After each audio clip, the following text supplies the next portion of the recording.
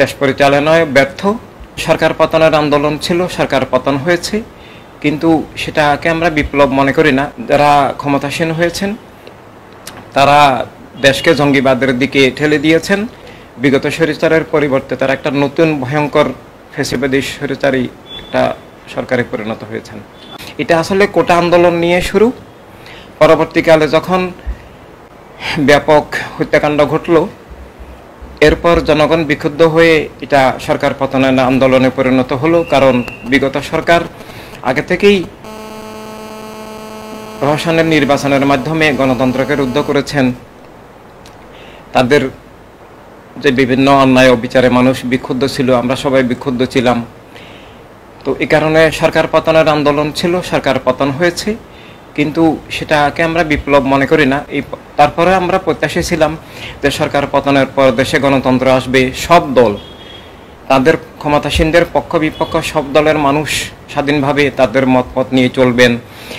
দুর্নীতি দূর হবে, খুন-জুলুম বিচার দূর হবে, লুটতরাজ দূর হবে, দ্রব্যমূল্যের দাম কমবে, মানুষ শান্তি পাবে। কিন্তু আমরা দেখেছি, আমরা যে প্রত্যাশা নিয়ে আমরা সবাই আন্দোলনে ছিলাম, কিন্তু পরবর্তীকালে যারা ক্ষমতাসীন হয়েছেন তারা দেশ পরিচালনায় ব্যর্থ। কারণ তারা নিজেরাই আইন শৃঙ্খলা ধ্বংস করেছেন, অর্থনীতি ধ্বংস করেছেন, শিল্প কারখানা ধ্বংস করেছেন, শিল্পপতিদেরকে গ্রেপ্তার করেছেন। তাদের কার্যকলাপ একেবারে অর্থনীতির জন্য ধ্বংসাত্মক, দেশের জন্য ধ্বংসাত্মক, জননিরাপত্তার জন্য ধ্বংসাত্মক।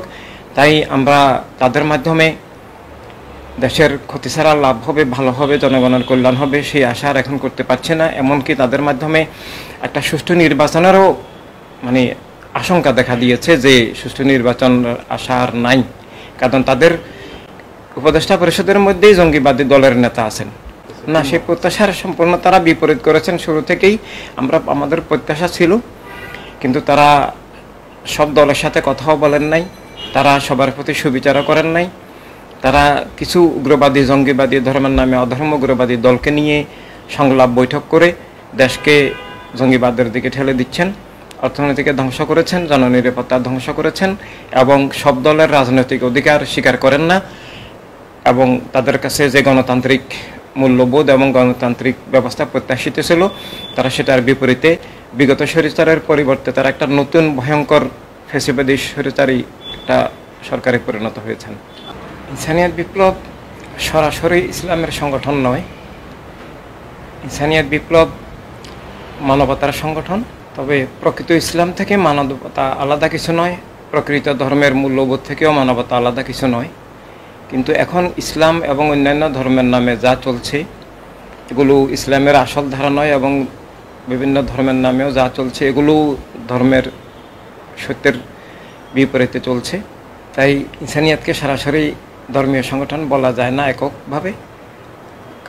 সব ধর্মের সব মানবিক মানুষকে নিয়েই ইনসানিয়াত বিপ্লব। বর্তমানে ধর্মের নামে যে রাজনীতি চলছে, এটা আসলে ধর্মের নির্দেশিত আসল রাজনীতি নয়। এখন ধর্মরাষ্ট্রের নামে, ধর্মের নামে, রাজনৈতিক দলের নামে যেটা চলছে, এটা ধর্মের শিক্ষার বিপরীত। কারণ সত্য ধর্ম চাপিয়ে দেওয়ার বিষয় নয়। ক্ষমতার বলে যেটা চাপিয়ে দেওয়া হয় সেটা সত্য হতে পারে না, সেটা কৃত্রিম। এজন্য ইনসানিয়াত বিপ্লব বর্তমানে যে ধর্মের নামে রাজনীতি এবং বস্তুবাদী জাতীয়তাবাদী চেতনার রাজনীতি, এই দুইটা রাজনীতির বিরুদ্ধেই ইনসানিয়াতের মানবতার রাজনীতি।